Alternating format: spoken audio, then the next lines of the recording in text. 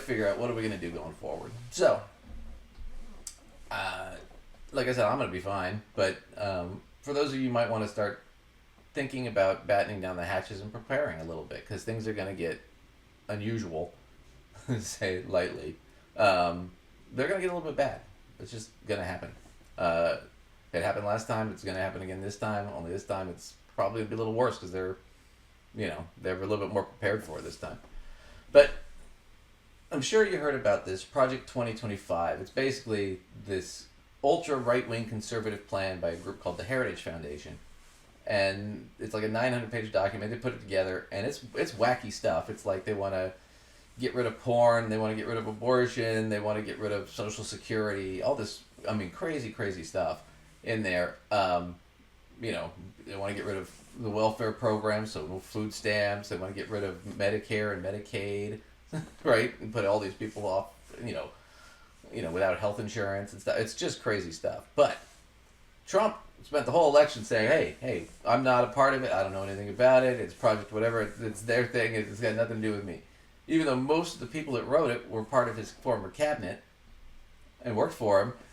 And some of his campaign staff were people that wrote it. Well, now that they've won, gloves off, we don't have to lie anymore. No, we were going to do that the whole time. So here's Steve Bannon talking to Matt Walsh about this. I think is a very smart and a funny guy. Just Matt put Walsh up on wrote Twitter. This. Now that the election is over, I think we can finally say that, yeah, actually Project 2025 is the agenda.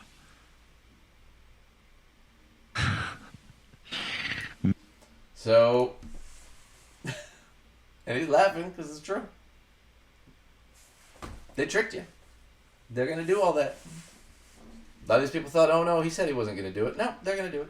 They lied. Lied their asses off.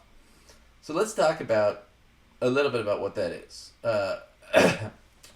With Project 2025, they're going to try and get rid of what's called the administrative state. So let me see if I can find it right here. Here we go.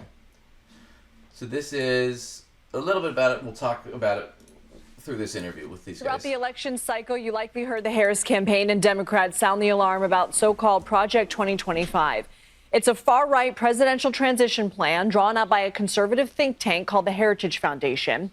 As a candidate, former President Trump and his team tried distancing themselves from the extreme policies, but many of its authors are former members of his 2016 administration. Philip Bump joins us now. He's a national columnist for The Washington Post who has written extensively about Project 2025. Philip, thanks for being here. First, can you give us a reminder of some of the policy positions and also why you wrote in July about the, quote, impossibility of separating Trump from Project 2025?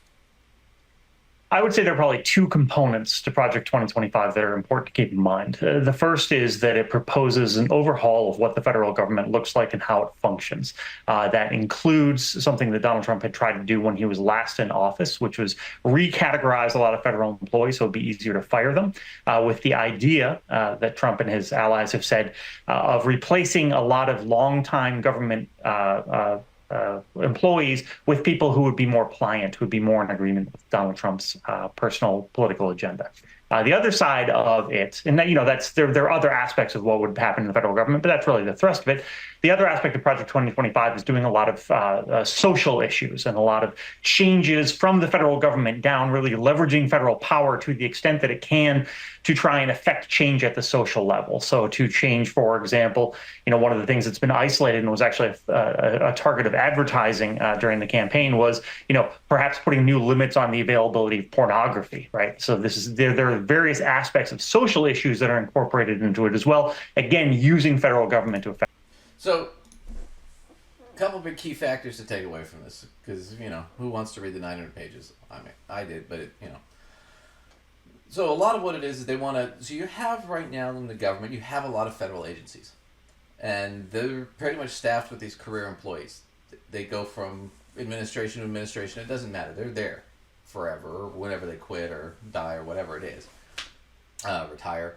So they're basically doing things kind of by the rules, by the books, by the laws that have been set by Congress and voted on and all that.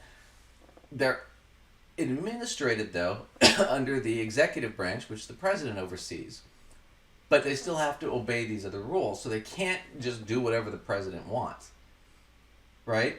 Well, he wants to reclassify all those jobs, fire all those people, tens and tens of thousands of people, replace them with people that are loyal to him, so they will upend the law and do whatever he wants.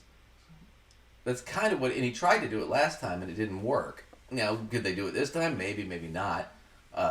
The overall, I think, would be ridiculous, but it's possible they could damage quite a bit in the attempt to try it. But can you imagine simply things like the head of the IRS, that whole staff being basically under the president's thumb to do whatever he wants. So if he says, look, I really don't like black people, so I want you to audit all the black people you can and arrest as many as you can.